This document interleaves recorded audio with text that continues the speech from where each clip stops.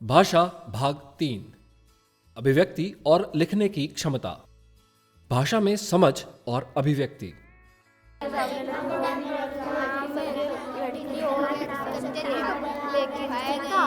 हमने कक्षा 5 के बच्चों में कक्षा 3 और 4 की हिंदी भाषा में सही शब्द और व्याकरण के उपयोग की क्षमता वाले प्रश्न पूछे। इन प्रश्नों के सिर्फ 21% सही उत्तर मिले। सही था, ये सही है और बाकी और पूरा।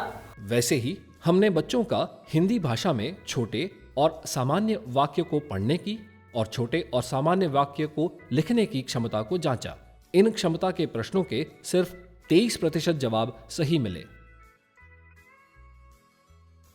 जैसे नीचे दिए गए प्रश्न में चित्र को देखकर सही शब्द चुनना था, सिर्फ 20% बच्चे इस सवाल का सही जवाब चुन पाए। इस सवाल में चित्र को देखकर कुछ सरल शब्दों का उपयोग बच्चों को लिखकर देना था। इस सवाल का सही जवाब सिर्फ 16% बच्चे दे पाए। इस सवाल में बच्चों को दिए गए वाक्य को सही तरीके से पूरा करें ऐसा विकल्प पढ़कर चुनना था। इस सवाल का सिर्फ 22% बच्चे सही उत्तर दे पाए। इस सवाल में बच्चों को एक सरल जवाब लिख कर देना था, लेकिन इस सवाल में भी सिर्फ 22% बच्चे सही उत्तर लिख पाए। सिखाने के तरीकों में कमियां। ये निराश कर देने वाला डेटा हमें अपनी भाषा सिखाने के तरीकों में कमियां दर्शाता है। और भी बनाया देख, और कौन बनाएगा मैं शब्द और देख वो कौन बनाएगी, यो इन्हें मिलावा के बनाया है, इन्हें मिलावा के बनाया है, ये आगे लिखना है ना। हाँ, भाषा आपसी संवाद करने का एक माध्यम है, लेकिन हिंदी के शिक्षक हिंदी सिखाते समय हिंदी में बच्चों से बातचीत या चर्चा नहीं करते, ना ही करवाते हैं।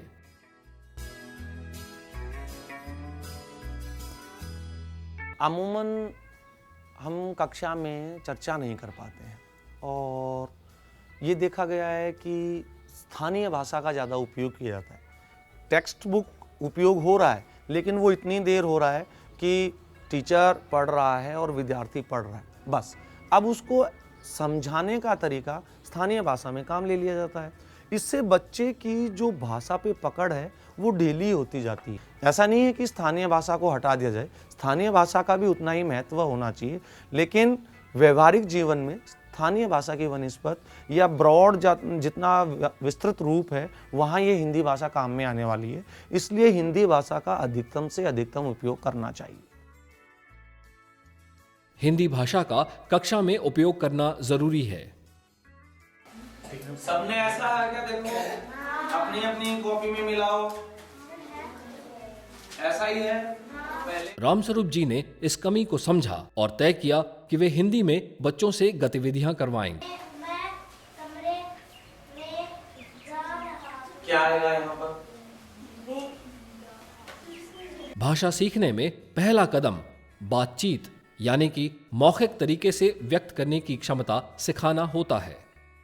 बच्चों को बोलकर अपनी बात व्यक्त करने की क्षमता आनी जरूरी है। बच्चे से चर्चा किसी पाठ पर इसलिए जरूरी है क्योंकि बच्चा पढ़ लेता है। बच्चा पढ़ने के बाद जब उसे अर्थ पूछा जाए तो वो उसे ऐसा जैसा बुक में लिखा हुआ है वैसा का वैसा ही उसे बता देता है। तो ये तो रटना हो गया, लेकिन हमें बच्चे का मीनिंग मेकिंग, अर्थ बनाना अपनी भाषा में, ये पूछना जरूरी। बोलकर व्यक्त करने से ही वे आगे उस भाषा में पढ़ना और लिखना सीख सकेंगे। अगर बच्चे अपनी बात बोलकर नहीं रख सकते तो वे लिखकर भी नहीं कर पाएंगे। कक्षा में चर्चा से भाषा की सीख। तुम्हें इसमें क्या क्या दिखाई दे रहा है? सब जने मिलके देखो, बताना नहीं। शिक्षक चित्र कार्ड्स के जरिए बच्चों को पहले चर्चा करके अपनी बात, सोच और अनुभव को व्यक्त करना सिखा सकते हैं। तुम्हें क्या दिखाई दे रहा है इस चित्र में? इस चित्र में मुझे फूल दिखाई दे रहे हैं। फूल दिखाई दे रहे हैं, ठीक है, बैठो, शाबाश। फूल दिखाई दे रहे हैं। तुम्हें क्या दिख रहा है? कहाँ है? लिख कर। हाँ। इस पर चर्चा भी कर सकते हैं कि तुमने चित्र में क्या देखा, उसके बारे में क्या सोचा, क्या अनुभव किया वगैरह। जब बच्चे दूसरे समूह को सुनते हैं तब वे अपनी समझ को और भी मजबूत बनाते हैं और हिंदी में कैसे बात रखें, कैसे किसी चित्र का वर्णन करें, ये सीखते हैं। पेड़ पर हरी हरी पत्तियां लगी हुई है। अच्छा, इस पेड़ पर हरी हरी पत्तियां लगी हैं, शाबाश। तुम्हें क्या दिख रहा है? इस चित्र में अनार लगे हैं। अनार लगे हैं, किस पे लगे हैं? पेड़ पेड़ पर अनार लगे हैं, शाबाश। लिखकर अभिव्यक्त करने की सीख। पिक्चर टॉक के द्वारा शिक्षक एक और गतिविधि भी कर सकते हैं, जैसे रामस्वरूप जी ने बच्चों को चित्र के बारे में कुछ वाक्य लिखने को भी कहा। इस गतिविधि से बच्चे अपनी बात को लिखकर कैसे व्यक्त कर सकते हैं, यह सीखा। एक ही दिख रही है ना? हाँ, तुम्हें नाव दिखाई दे रही है, लिखो तो अपने अपने कॉपी में लिखो जो जो वाक्य बोला है तुमने। लेखन से जुड़ी क्षमताएं। लेखन से जुड़ी कई क्षमताएं हैं, जैसे कि अक्षर और मात्रा को जोड़कर शब्द बनाने की क्षमता, शब्दों का सही उपयोग करने की क्षमता, शब्दों से वाक्य की रचना करने की क्षमता। खेल बन गया वो, तो खेल होता है या खेल होता है? नहीं, इसमें कहीं बिंदु नहीं लगेगी। अच्छा, खेल खेल, क्या हम खेल के अगर बिंदु लगा दे तो क्या बन जाएगा? छोटे छोटे समूह में यह गतिविधि करने से बच्चे आपस में एक दूसरे को देखकर और पूछकर भी सीख सकते हैं। और ये लास्ट में पूर्ण विराम लगा दिया। तुमने क्या लिखा पूजा? पेड़ पर हरी हरी पत्ती। इस पेड़ पर हरी हरी पत्ती। सिर्फ पत्ती तो एक ही हुई। हाँ, पत्ती तो एक ही हुई, पत्तियां लगी है या हैं? ये बिंदु हो रहा चाहिए हैं। और शिक्षक हर एक समूह में जाकर एक एक बच्चों की क्षमता का अनौपचारिक तरीके से आकलन भी कर सकता है। ये लिखना नहीं ऐसा कैसा, ये देखो तुम्हें 4 चीजें ढूंढनी, ये कितना है? मक्का धीरे। कि कौन से बच्चे को कितना लिखना आता है, कहां पर मात्राओं की गलतियां होती हैं और आगे कैसे बढ़ना चाहिए। शेर गुफा में रहता था। शेर बहुत घमंडी था, सारे जानवरों पर रौब जमाता था। शेर जो कहता उन जानवरों को करना पड़ता था। जंगल के सभी जानवर शेर से डरते थे। चर्चा से लेखन की ओर कदम। ये देख, छोटी आएगी बड़ी आएगी। जब बच्चों को लिखने की क्षमता सिखाना है, तब उन्हें कई अलग अलग तरह के रुचिकारक विषय पर लिखने का प्रोत्साहन दे सकते हैं। ले देर से घम्मा लिखो। तो आसमान में उड़ता है। आसमान लिख लियो मैं। कुछ गतिविधियां चित्र को बनाकर उस पर कुछ वाक्य लिखना या फिर किसी भी विषय के बारे में बातचीत करके और उसके बाद उस पर कुछ वाक्य लिखने का काम दिया जा सकता है। लेकिन आज अपन अपने दिमाग से कल्पना करके, कुछ सोच करके किसी के बारे में लिखें। रामस्वरूप जी ने बच्चों के साथ अपनी स्कूल या विद्यालय के बारे में पहले चर्चा करवाई और फिर उन्हें लिखने की गतिविधि दे दी। अपना यहाँ क्या है, कौन है, किस प्रकार के हैं, कितने हैं, ऐसी ऐसी चीजें सोच के लिखेंगे अपन। यह करने से वे अपनी कक्षा के बच्चों की क्षमताओं के बारे में जान पाए। ये तो हो गया कि शिक्षक हैं, टंकी है, हैंडपंप है, और भी ऐसी बहुत सी चीजें जो दिखाई देती हैं तुम्हें। हाँ, लिखो आदित्य, 10 वाक्य लिखने हैं विद्यालय के बारे में। लेखन और गतिविधियों का अनौपचारिक अवलोकन। रामस्वरूप जी ने बच्चों की लिखावट को देखकर कई प्रकार की जानकारी हासिल की, जिससे उन्हें पता चला कि कौन से बच्चे को क्या आता है और आगे क्या सिखाना होगा। जैसे कि कौन सा बच्चा अपनी सोच को हिंदी में बयां कर सकता है, कौन से बच्चे अभी भी अक्षर, मात्रा और शब्द नहीं जोड़ सकते। वापस देखो अच्छे से। मेरे पास क्या बोला? 5 या 5? हाँ, 5। हाँ, पतंग या हाँ पतंग है। कौन से बच्चे लिखने में सही व्याकरण का इस्तेमाल कर सकते हैं। तार, तो तुम्हारे खेत के चारों तरफ तार लगा दें, वो सीढ़ीनुमा खेत हो गए क्या? तो सीढ़ीनुमा खेत क्या होते हैं? हाँ बोलो दीपक। क्या बच्चों को नए और अनोखे तरीके से अपनी बात व्यक्त करना आता है या अभी भी वे एक ही तरह के वाक्य बना रहे हैं? इस जानकारी की मदद से वे अपने आगे का शिक्षण प्लान बना सकते हैं, जिससे बच्चों को उन क्षमताओं में मजबूत कर सकें जिनमें वे अभी असमर्थ हैं। और कैसे तरीके से शुरू भी कर सकते हैं, जैसा मैंने तुम्हें अभी बताया। हम पढ़ने आते हैं। हाँ, हम पढ़ने आते हैं, ऐसा भी करके लिख सकते हैं। चलो शाबाश। चित्र बनाना और लिखना।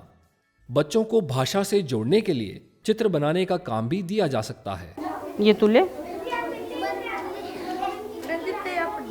जैसे शिक्षक बच्चों को अलग अलग पक्षियों के बारे में चर्चा करवा सकते हैं और फिर समूह में कोई एक पक्षी का चित्र बनाकर उस पक्षी के बारे में कुछ वाक्य भी लिखने का काम दे सकते हैं। इससे बच्चे अपनी सोच को वाक्य में लिखने की क्षमता सीख सकते हैं।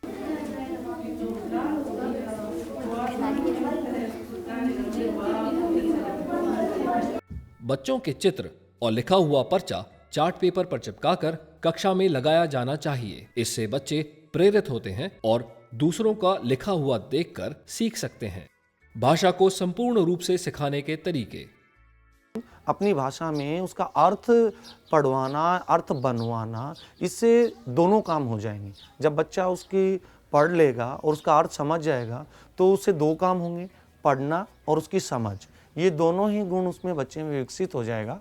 कई बार स्कूल में भाषा सिखाते वक्त शिक्षक सिखाई जाने वाली भाषा का उपयोग परस्पर संवाद या बातचीत करने में नहीं लेते। के साथ जब हमने कहानी पढ़ी है, उस कहानी को पढ़ने पर बीच बीच में सवाल पूछ के उनका क्या मीनिंग बन पाया है, उनकी क्या सोच, क्या समझ बन पाई है, वो अभिव्यक्त कर पा रहा है। अब उस अभिव्यक्ति हो गई, उसकी समझ आ गई, तो जरूर निश्चित ही उन्हीं से ये पूछा जाए कि इस कहानी से क्या शिक्षा मिलती है। शिक्षक बच्चों के साथ हिंदी में बात भी नहीं करते। इसके कारण स्कूल में सिखाई जाने वाली भाषा एक रट कर सीखने वाला विषय मात्र बनकर रह जाता है।